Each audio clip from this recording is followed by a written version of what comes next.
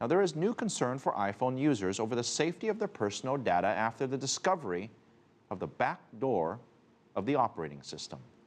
Mark New joins us live from San Francisco to explain all of this. Hi, Mark. Phil, hacker Jonathan Zajarski was able to uncover several services that Apple uses to extract data from iPhones that bypasses backup encryption.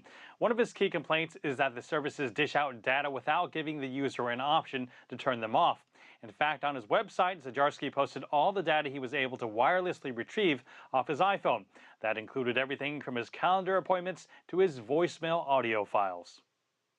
That really doesn't have anything to do with Forensic scientist Jonathan Zajarski posted this video on YouTube showing how text messages, contacts, and photos could be extracted from iPhones and iPads through methods unpublicized at the time. There's a lot of really personal data that you can get through Apple's own interfaces that I really don't think anyone at AppleCare or anywhere else has a need or a right to be viewing, at the very least without my direct technological consent. Apple put out a statement acknowledging the existence of the data transmission, but the company points out a user must unlock their device and agree to trust a computer before that computer can access what it refers to as limited diagnostic data.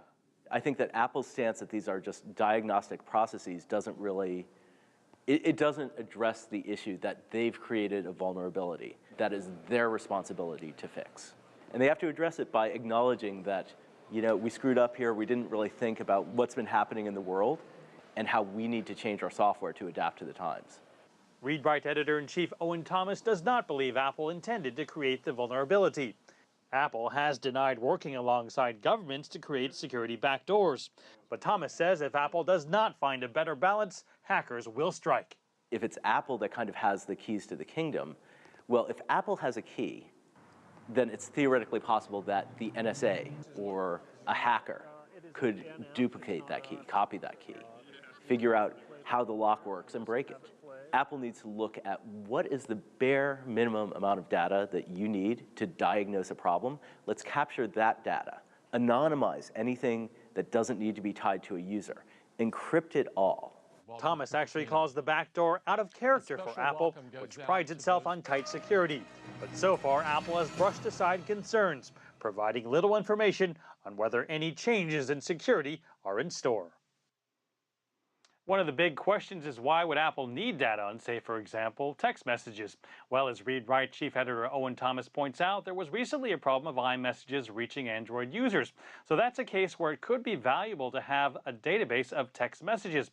Perhaps they only need to read the data about text messages that failed to send, instead of collecting all messages.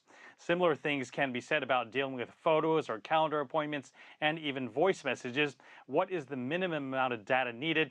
In the wake of the NSA scandal, Apple may need to rethink the dividing line between what is necessary data and what should be kept private. Phil. All right, Mark, I just want to ask you this backdoor vulnerability, is it just pertaining to Apple? Are there any other systems that we need to worry about, or we haven't maybe even looked into it yet?